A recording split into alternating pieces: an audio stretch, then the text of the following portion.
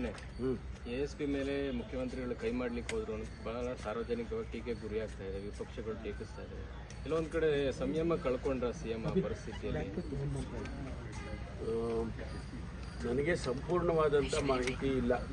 ಮಾಧ್ಯಮದಲ್ಲಿ ನೋಡಿದ್ದಷ್ಟು ಬಿಟ್ಟರೆ ಅಲ್ಲಿ ನಡೆದಿರ್ತಕ್ಕಂಥ ಘಟನೆ ಏನು, ಯಾತಕ್ಕೆ ಮುಖ್ಯಮಂತ್ರಿಗಳು ಅಷ್ಟೊಂದು ಅಪ್ಸೆಟ್ ಆದರು ಅಂತೇಳಿ ಇನ್ನೂ ನನಗೆ ಸರಿಯಾದ ಮಾಹಿತಿ ತಗೊಂಡಿಲ್ಲ ನಾನು. ಅನಂತರ ಅದಕ್ಕೆ ಪ್ರತಿಕ್ರಿಯೆ ಮಾಡ್ತೇನೆ. ಅಲ್ಲಿ ಒಂದು ಪ್ರಿಲಿಮಿನರಿಯಾಗಿ ನನಗೆ ಬಂದಿರತಕ್ಕಂಥ ಮಾಹಿತಿ ಏನಪ್ಪ ಅಂತ ಹೇಳಿದರೆ, ಅಲ್ಲಿ ಒಂದು 5-6 ಜನ ಭಾರತೀಯ ಜನತಾ ಪಾರ್ಟಿಯ ಮಹಿಳಾ ಮೋರ್ಚಾದವರು ಕಾಂಗ್ರೆಸ್ಸಿನ ಶಾಲ್ಗಳು ಹಾಕ್ಕೊಂಡು ಒಳಗಡೆ ಬಂದರು. ಆನಂತರ ಎಲ್ಲರೂ ಮಾತಾಡುವಾಗ ಅವರೇನು ಮಾತಾಡಿಲ್ಲ. ಮುಖ್ಯಮಂತ್ರಿಗಳು ಮಾತಾಡುವಾಗ ಮಾತ್ರ ಅವರು ಬ್ಲ್ಯಾಕ್ ಫ್ಲ್ಯಾಗು ಡೆಮಾನ್ಸ್ಟ್ರೇಟ್ ಮಾಡಿದರು ಅಂತಕ್ಕಂಥದ್ದು ವಿಚಾರ. ಅದಕ್ಕೆ ಲ್ಯಾಪ್ಸಸ್ಸು ಇಲಾಖೆಯಿಂದ ಆಗಿದೆಯಾ ಏನು ಅದನ್ನೆಲ್ಲ ನಾನು ಮಾಹಿತಿ ಕೊಡೋದಕ್ಕೆ ನಮ್ಮ ADG ಎಲ್ಲಂದು ಹೋಗಿ ಹೇಳಿದ್ದೇನೆ. ಅದು ಬಂದ ಮೇಲೆ ನಾನು ರಿಯಾಕ್ಟ್ ಮಾಡ್ತೀನಿ. ಅಲ್ಲಿವರೆಗೂ ನನಗೆ ಅದಕ್ಕೆ BJP ಟೀಕೆ ಮಾಡ್ತಾ ಇರುವಂಥದ್ದು ಜಮ್ಮು ಕಾಶ್ಮೀರದಲ್ಲಿ ಪಹಲ್ಗಾಮ್ನಲ್ಲಿ ಭದ್ರತಾ ವೈಫಲ್ಯ ಅಂತ ನೀವು ಹೇಳ್ತೀರಾ. ನಿಮ್ಮದೇ ಕಾರ್ಯಕ್ರಮದಲ್ಲಿ ನಿಮ್ಮ ಕಣ್ಮುಂದಿನ ಭದ್ರತಾ ವೈಫಲ್ಯ ಆಗಿದೆ, ಇದಕ್ಕೇನಂತೀರಾ ಅಂತ BJP ವೈಫಲ್ಯ ಅಂದರೆ ಇವರು ಕಾಂಗ್ರೆಸ್ ಶಾಲೆ ಹಾಕೊಂಡು ಬಂದರು, BJP ಶಾಲೆ ಹಾಕೊಂಡು ಬರ್ಬೋದಾಗಿತ್ತು. BJP ಶಾಲೆ ಹಾಕೊಂಡು ಬಂದಿದ್ರೆ ಅವಾಗ ಗೊತ್ತಾಗೋದು ವೈಫಲ್ಯನ ಅಥವಾ ಏನು ಅಂತ. ಇವರು ನಮ್ಮ ಅದು ಕಾಂಗ್ರೆಸ್ ಪಕ್ಷದ ಶಾಲೆ ಹಾಕ್ಕೊಂಡು ಬರೋದಕ್ಕೆ ಇವ್ರಿಗೇನು ನೈತಿಕತೆ ಇತ್ತು ಗೊತ್ತಿಲ್ಲ. CM ಆ ವರ್ತನೆ ಬೇಡಾಗಿತ್ತು ಅನ್ನೋದು ಅದೇನೋ ಹೇಳಿದ್ನಲ್ಲ. ಯಾತಕ್ಕೆ ಎಲ್ಲ ಏನಾಗುತ್ತೆ ಅಂದರೆ ಇದ್ರ ಹಿಂದೆ ಏನಾದರೂ ಒಂದು ನಡೆದ್ಬಿಡುತ್ತೆ. ಆ ಕಾರಣಕ್ಕೆ ಅಂಥ ಸಿಚುವೇಶನ್ ಕ್ರಿಯೇಟ್ ಆಗುತ್ತೆ. ಅದಕ್ಕೋಸ್ಕರ ಅದು ಏನು ನಡೆದಿತ್ತು ಏನು ಎಲ್ಲ ಅಂತ ಹೇಳಿ ವಿಚಾರ ಮಾಡ್ತೀವಿ. ಮತ್ತೊಂದು ಕಡೆ BJPಯವರು CM ಅವರು ಕ್ಷಮೆಯಾಚನೆ ಮಾಡಬೇಕು, ಏನೋ ಯುದ್ಧ ಬೇಡ ಅಂತಿದ್ದ ವಿಚಾರದಲ್ಲಿ ಅಂತ ಒತ್ತಾಯ ಮಾಡಿ ಹೇಳಿದ್ದಾರೆ. ನಾನು ಯಾವ ಉದ್ದೇಶಕ್ಕಾಗಿ ಆ ರೀತಿ ಹೇಳಿದೆ ಅನ್ನೋದನ್ನು ಮುಖ್ಯಮಂತ್ರಿಗಳಾಗಲೇ ಕ್ಲಾರಿಫೈ ಮಾಡಿದ್ದಾರೆ. ಮತ್ತು ಅಗತ್ಯ ಬಿದ್ದಾಗ ನಾವು ಮಾಡೋದಕ್ಕೇನು ಹಿಂದೆ ಮುಂದೆ ನೋಡಬಾರ್ದು ಅಂತಲೂ ಹೇಳಿದ್ದಾರೆ. ಬೆಳಗಾವಿ ವಿಚಾರದಲ್ಲಿ ಕಾಂಗ್ರೆಸ್ನ ನಾಯಕರು ಮೃದು ಧೋರಣೆ ತೋರಿಸ್ತಾ ಇದ್ದಾರೆ ಅನ್ನೋದು ಒಂದು ಮಾತು.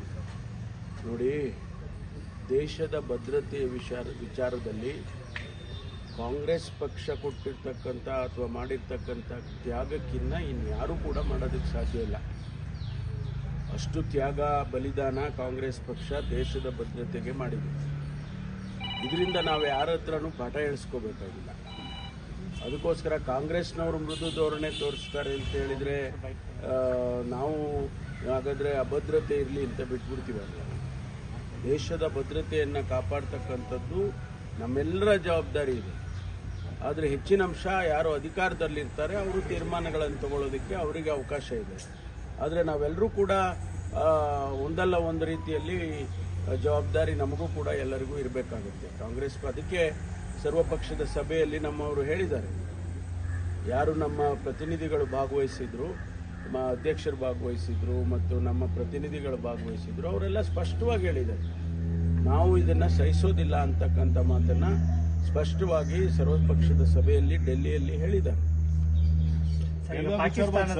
ಬೆಳಗಾವಿ ವಿಚಾರವಾಗಿ ಕೆಲವೇ ಸಚಿವರು ಮಾತ್ರ ಸೂಕ್ಷ್ಮವಾಗಿ ಮಾತಾಡ್ತಾ ಇದ್ದಾರೆ. ಈಗ ಮೊನ್ನೆ ಅರಬಿ ತಿಮ್ಮಾಪುರ ಅವ್ರು ಕೇಳ್ಬಿಟ್ಟೇನು ಒಡೆಯಲ್ಲ, ದಬ ಹೊಡ್ಕೊಂಡು ಹೋಗ್ತಾರೆ, ಇದನ್ನು ಪೊಲಿಟಿಸೈಸ್ ಮಾಡ್ತಾ ಇದ್ದೀರಾ. ಆಮೇಲೆ ಆ ಮೃತರ ಪತ್ನಿ ಹೇಳಿದ್ರು ಧರ್ಮ ಕೇಳ್ಬಿಟ್ಟು ಹೊಡೆದ್ರು ಅಂತ. ಇಲ್ಲ ಆ ಲೇಡಿ ಗಾಬರಿ ಆಗಿದ್ರು, ಆ ಕಾರಣದಿಂದ ಹಂಗೆ ಹೇಳಿರ್ತಾರೆ ಅಂತ ಎಲ್ಲವನ್ನ ಕೂಡ ಅಲ್ಲುಗಳಿದ್ದಾರೆ. ನೋಡಿ, ಇದರ ಬಗ್ಗೆ ಹೆಚ್ಚು ವ್ಯಾಖ್ಯಾನ ಮಾಡೋದು ಸರಿ ಕಾಣಿಸೋದಿಲ್ಲ. ನಾನೊಂದು ಹೇಳೋದು, ಇನ್ನೊಬ್ರೊಂದು ಹೇಳೋದು, ಬಾಯಿಗೆ ಬಂದಂಗೆ ನಾವೆಲ್ಲರೂ ಕೂಡ ಹೇಳ್ತಾ ಹೋದ್ರೆ ಅದರ ಮಹತ್ವನೇ ಹೋಗ್ಬಿಡುತ್ತೆ. ಅದಕ್ಕೆ ನಾವು ಯಾರೂ ಕೂಡ ಇದರ ಬಗ್ಗೆ ಹೆಚ್ಚು ಪ್ರತಿಕ್ರಿಯೆ ಮಾಡೋದು ಸೂಕ್ತ ಅಲ್ಲ ಅಂತ ನನಗನ್ಸುತ್ತೆ. ಅಲ್ಲ, ಹೈಕಮಾಂಡ್ ಕೂಡ ಅದಕ್ಕೆ ಎಲ್ರಿಗೂ ವಾರ್ನ್ ಮಾಡಿದೆ ಅಂತಲ್ಲ ಸರ್, ಯಾರು ಮನಸ್ಸು ಇಚ್ಛೆ ಮಾತಾಡಬೇಡಿ ವಿಚಾರದಲ್ಲಿ. ಏನು ಗೊತ್ತಿಲ್ಲ ಅದು ನನಗೆ. ಬಟ್ ನಾವೆಲ್ಲ ಸ್ವಲ್ಪ ಭಾಳ ಎಚ್ಚರಿಕೆಯಿಂದ ಮಾತಾಡ್ತೀವಲ್ಲ ಈ ವಿಷಯ. ನೋಡಿ, ಇದು ದೇಶದ ಭದ್ರತೆ ವಿಚಾರ. ನಾನು ಮೊದಲೇ ಹೇಳಿದ್ದೇನೆ, ಹಿಂದೆನೇ ನಾನು ರಿಯಾಕ್ಟ್ ಮಾಡಿದಾಗ ಹೇಳಿದೆ, ಪಕ್ಷಾತೀತವಾಗಿ ಇದು ಈ ಘಟನೆಯನ್ನು ನಾವು ನೋಡಬೇಕಾಗುತ್ತೆ ಮತ್ತು ಪಕ್ಷಾತೀತವಾಗಿ ತೀರ್ಮಾನಗಳು ತಗೋಬೇಕಾಗುತ್ತೆ ಅಂತ ಕೂಡ ಹೇಳಿದ್ದೇನೆ. ಅದೇ ರೀತಿ ಇವತ್ತು ಹೇಳ್ತೇನೆ, ಇದು ಬಿಯಾಂಡ್ ಪಾಲಿಟಿಕ್ಸ್ ಆಗಬೇಕು. ನಮ್ಮ ಯಾವುದೇ ಪ್ರತಿಕ್ರಿಯೆ ಏನಿದೆ ಇದು ಬಿಯಾಂಡ್ ಪಾಲಿಟಿಕ್ಸ್ ಆಗಬೇಕು. ಜೊತೆಗೆ ಭದ್ರತೆಯ ದೃಷ್ಟಿಯಿಂದ ದೇಶದ ಭದ್ರತೆ ಬಗ್ಗೆ ಸರ್ಕಾರ ಏನು ಇವತ್ತು ಕೇಂದ್ರ ಸರ್ಕಾರ ಇದೆ ಅವರು ಏನು ಕ್ರಮ ತಗೋಬೇಕು ಅದಕ್ಕೆಲ್ಲ ನಮ್ಮ ಸಹಕಾರ ಇದೆ. ನಾವು ಹೇಳಿದ್ದೆವು, ಕಾಂಗ್ರೆಸ್ ಪಕ್ಷ ಅಧಿಕೃತವಾಗಿ ಹೇಳಿದೆ, ದೇಶದ ಭದ್ರತೆಯ ವಿಚಾರದಲ್ಲಿ ನಾವು ನಿಮ್ಮ ಜೊತೆಯಲ್ಲಿ ಇರ್ತೇವೆ ಅಂತಕ್ಕಂಥದ್ದನ್ನು ಈಗಾಗಲೇ AICC ಹೇಳಿದ್ದಾರೆ. That is our stand. Sir, ಈಗ ರಾಜಣ್ಣ CID ವಿಚಾರಣೆ ಎದುರಿಸಿದ್ದಾರೆ, ಯಾವುದೇ ಸಾಕ್ಷ್ಯಾಧಾರಗಳನ್ನು ಕೊಟ್ಟಿಲ್ಲ, ಈ ಸ್ಟೇಟ್ಮೆಂಟ್ ಮಾತ್ರ ರೆಕಾರ್ಡ್ ಆಗಿದೆ. ಈ ಕೇಸ್ ಇಲ್ಲಿಗೆ ಮುಕ್ತಾಯ ಅನ್ನುತ್ತಾರೆ. ಗೊತ್ತಿಲ್ಲ, ತನಿಖೆ ವರದಿ ಬರಲಿ. ಅವರು ಈಗ ಅವ್ರ ಸ್ಟೇಟ್ಮೆಂಟ್ ತೊಗೊಂಡಿದ್ದಾರೆ. ಅದರ ಆಫ್ಟರ್ ದಿ ಸ್ಟೇಟ್ಮೆಂಟ್ ಅದರಿಂದ ಏನು ಫಾಲೋಔಟ್ ಇರುತ್ತೆ ಅದನ್ನೆಲ್ಲ ತನಿಖೆ ಮಾಡ್ತಾರೆ. ಮಾಡಿದ ಮೇಲೆ ವರದಿ ಬಂದ ನಂತರ ನಾವು ತೀರ್ಮಾನ ಮಾಡ್ತೀವಿ.